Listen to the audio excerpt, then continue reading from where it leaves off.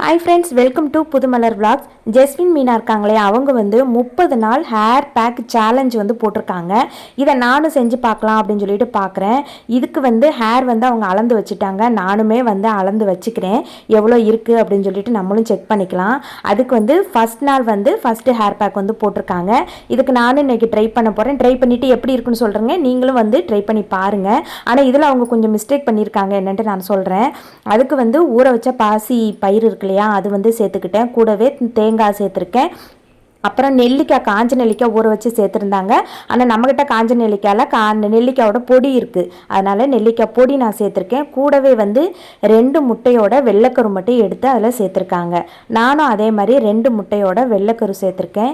இப்போ இதெல்லாம் சேர்த்துட்டு நல்லா நம்ம வந்து மிக்சியில் வந்து நல்லா ஃபைனாக அரைச்சிக்க போகிறோம். இதில் என்ன அப்படின்னாக்க, நல்லா அரைச்சிட்டேன், நைஸாக தான் அரைச்சிருக்கேன். வடிகட்டியில் வச்சு வடிகட்டி பார்த்தேன், வெறும் தண்ணி மட்டும்தான் வந்துச்சு, சாறு மட்டும்.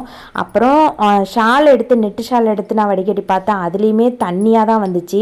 இதில் நீங்கள் என்ன செய்யலாம் அப்படின்னாக்க, பாசிப்பயிரையும் நெல்லிக்காயும் நீங்கள் வந்து சேர்த்து நல்லா நைஸாக அரைச்சிட்டு அதை வடிகட்டி பிழிஞ்சு எடுத்துட்டு அதில் வந்து முட்டையோட வெள்ளைக்கறியும் தேங்காய் பால் தனியாக எடுத்து அந்த பாலை ஆட் பண்ணி நீங்கள் வச்சிங்க அப்படின்னா இன்னும் கொஞ்சம் நல்லா உங்களுக்கு வந்து அப்படியே நல்ல கிரேவி மாதிரி நல்ல கட்டியாக கிடைக்கும். இது நான் வந்து எல்லாத்தையும் ஒன்றா அரைச்சி, அவங்களும் அப்படி தான் செஞ்சுருந்தாங்க. அதனால் நானும் அப்படியே ஒன்றா அரைச்சனால தேங்காவோட அரைச்சனால தேங்காய் துப்பியெல்லாம் அப்படியே வந்து அதோட சேர்த்து அந்த பச்சை பயிருக்குள்ள அந்த இதுவுமே அப்படியே நின்றுச்சு. வெளியில் வெறும் சாறு மட்டும்தான் எனக்கு கிடச்சிச்சு.